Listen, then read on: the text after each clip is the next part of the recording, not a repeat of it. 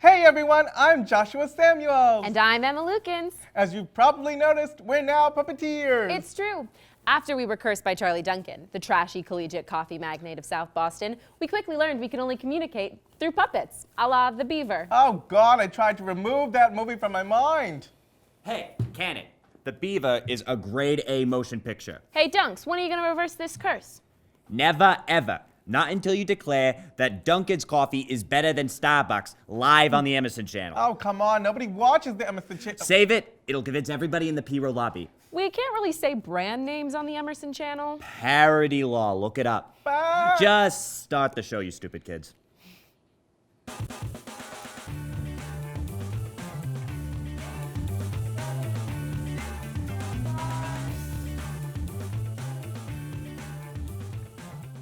Hey guys, welcome back to Common Agenda. Having to speak through a puppet has really made me think about life and how the banality of our existence is reflected in our willingness to comply with societal norms. We're all puppets, tangled up in the mechanistic strings of day-to-day life. Everything's a lie. Wake up, sheeple. Tiedeman's iPad 2016. Anyways, here's a few zany things that happened at Emerson last week. Everyone is dying. Just kidding. But seriously, flu season is among us, and Emerson's own Center for Health and Wellness is prepping for the worst. If you haven't gotten your flu shot yet and somehow haven't died as a result, you can stop by the clinic on November 17th to get your flu shots, everybody. But seriously, get your flu shot and be safe. Emerson's class of 2018 is holding an off-campus living info session Thursday on the 5th floor in Colonial, just in case some newer students wanted to live in Allston or with their crazy aunt in Southie. They will be exploring the variety of options that Boston has to offer, ranging from studio apartments to the finest benches in the public garden. For those last-minute shoppers, you know who you are. CVS jacks up the price of cardboard boxes for people who don't buy them in bulk. You can't afford it. The Emerson rebranding survey was released this month and is just as poorly put together and patronizing as you would expect. So here's my TV puppet personality opinion that you have to listen to. Take any picture with visible fedoras out of every part of the school's marketing and stop having Lee Pelton's grandma run the school's Twitter. While you probably agree with me that these are the most pressing issues, feel free to give your own opinion by clicking on the link in your Emerson email. And now for the crime log. The ECPD and Boston Fire Department investigated a fire alarm set off in Piano Row last Wednesday. The cause of this pandemonium was a student's late-night macaroni and cheese. Emerson College is an art school, but I don't think this includes the culinary arts, or fire safety arts, or for that matter, basic microwave operation arts. At the end of the day, I think we can just chalk this up as another reason Guy Fieri needs to visit our school and save us from culinary incompetence. And now here's Joey Sachs with another Slamma Jamma installment of Focus on Film. How's it going, guys? I'm Joey Sachs for Focus on Film, and today we're talking about the Women in Motion Film and Media Summit. The summit brought together women from the behind the scenes of the film industry to talk about the various challenges that they've faced in their fields. I got a chance to sit down with Women in Motion President Kim Anderson to talk about how everything went. I am here with the president of Women in Motion, Kim Anderson. Kim, how are you today? Good, how are you, Joey? I'm doing pretty well. Good. So, the Women in Motion Summit, where did the idea for that first come from? The idea actually came from our advisor, Christina Kotz-Cornejo. She's wanted to have something like this for a few years now. So she came to Women in Motion last May when I first became president and pitched the idea to us and my board, and we just really loved the idea of it, so we've been planning it since May. So when you first started going into, coming up with the idea for the summit, what was the goal of Women in Motion? I think the goal was mainly just to start a dialogue at Emerson about gender equality within the film industry, because everyone thinks it's liberal Hollywood and that everything's fine, but it's really not. It's one of the industries with the worst sense of gender equality there is. So I think mainly what we wanted to get out of it was, again, just starting a conversation and hearing from the experiences of women who've been in the industry and experienced the bias that exists within it and try to learn from what they know. So what do you think was a high point of the summit for you? For me, I think the main part I liked the most was actually the luncheon, not just because of the food, that was good too, but That's always good. yeah, but I kind of liked the more one-on-one conversation, even though it wasn't necessarily one-on-one. It was different from the panel setting where it was more of them just talking at you. I just kind of liked the opportunity to talk with them rather than having them talk at you. Them talking at you is great too because you need to learn from them, but I just liked talking to them more casually. What do you think one of the biggest challenges with putting the summit together was? I think the biggest challenge, mainly just planning it, because me and Christina have never really planned an event to this caliber before. I mean, especially me, I'm just a junior, so it was kind of a big undertaking, but I think the payoff was really, really great, and all that we put into it, I think we got a lot back. Overall, do you think that the summit was a success? I think it was a success in the way it could be. I think a success is to not need a summit like that at all, but I think it's a step in the right direction. It really started a good conversation at Emerson. So do you think Women in Motion will be having another summit like this in the future? I believe so. I know Christina wanted to do one again, maybe not next year, but the year after. So I won't be here, but I'd definitely like to come back, especially if they have another one. But I think it would be a great idea to try to plan something similar. All right, well, this has been Kim Anderson, the president of Women in Motion. Thank you very much. Thank you. Hey everybody, I'm Camilla Zagarzazu, your in-studio correspondent, and today on Common Agenda we're joined by a very special guest, Shia Rondeau. Hi there. Hi, how are you doing? Good, thank you for having me on. Yeah, of course. So I know that you're part of an incredible organization called Project Access. Because it's kind of new, a lot of people on campus don't really know what it's about. So you could, go further into detail about it? Yeah, for sure. So Project Access is an organization that was recently started by me and a few other friends. And essentially what its goal is to be an org that focuses on community outreach through visual media arts through the Boston community, from Emerson to the Boston community, sorry.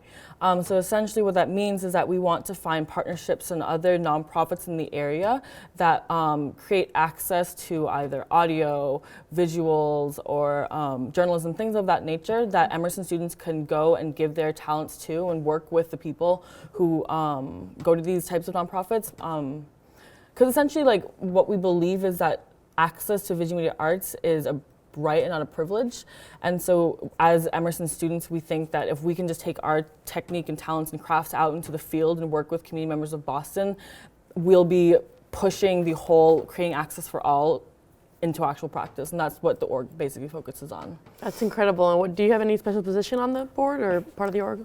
I mean, I would not say I'd have any particular special position. I think that with this org, I want to be very everyone's equal and everyone's opinion matters, everyone's ideas and pitches really matter, because when it comes to doing anything that works with social change or just social things like that, you really have to have everyone on the same level. So I mean, you could say that I'm the person who just sort of one day had the name pop up into my head, but besides that, I think everyone who's involved has been a really amazing and integral part of it. So.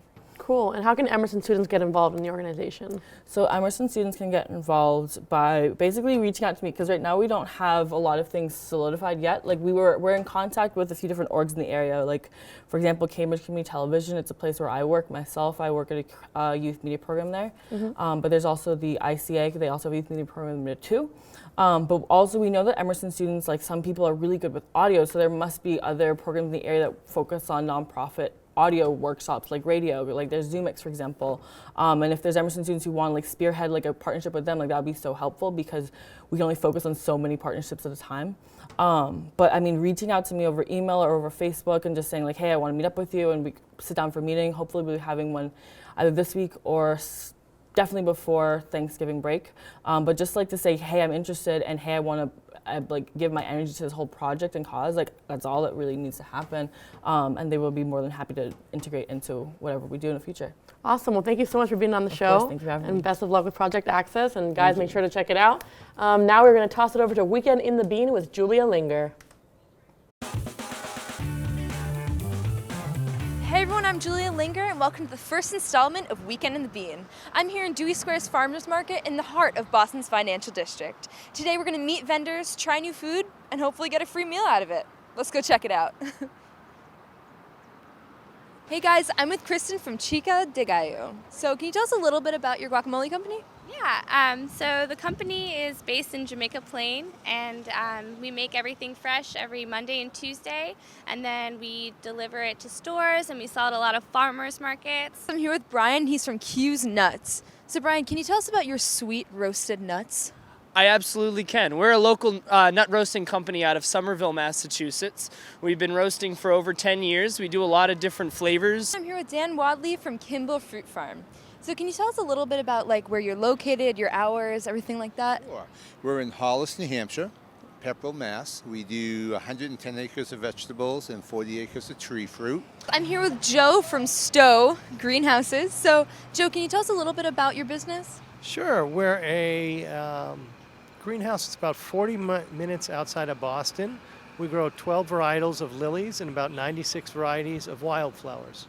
We're Red's Best. We are located on the Boston Fish Pier, and what we do is we work with local day boats to ensure the freshest catch delivered right to Boston farmers markets. Brian, I see you have a wide variety of nuts here. Can you tell us about these nuts?